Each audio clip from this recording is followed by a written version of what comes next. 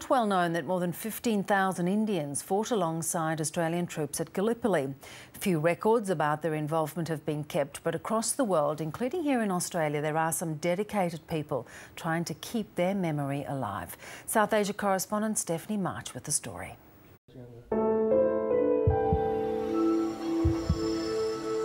Nanak Singh was only at Gallipoli for a few weeks, but what he saw stayed with him for a lifetime. But as I landed on the beaches, he goes, there was bodies of Sikhs everywhere, and he felt really bad having to walk over the bodies of fellow Sikhs or fellow soldiers, but he said there was no other option. Tajinder Pal Singh's great-grandfather was one of 15,000 Indians who served at Gallipoli. He served in Gallipoli because it was a Sikh tradition to join the armed forces, and lots of Sikhs joined the armed forces. The Sikhs made up the biggest component of the Indians that served with the British Allies, and he just happened to be one of those.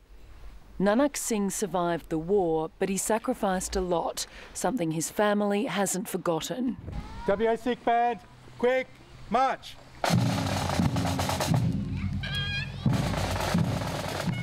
To have family that's involved in a battle which is so important to all Australians, and it made us proud, and we said we have to do something about it, and that's how the band came about. Tajinder Pal Singh started the Western Australian Sikh marching band 10 years ago.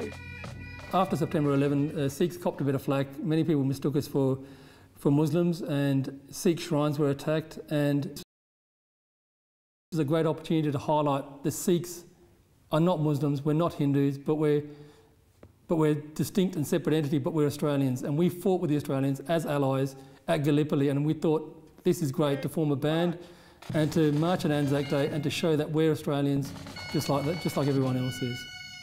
Everyone's all ready for Anzac Day? Yep. No, you're sounding good. Let's do it, and we'll do it well this year again. Few Australians realise that Indians fought with the Allied troops at Gallipoli, and their contribution is not that well remembered back home either.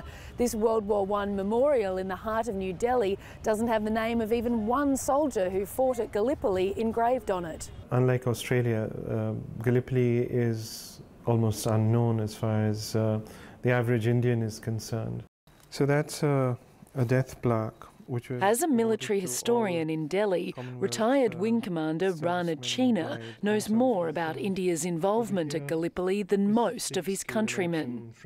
Where India had a fairly considerable, or rather, it had a small but a very significant role to play on Gallipoli.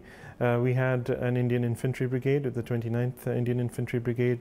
We had an Indian mountain artillery brigade, and of course, the mule transport.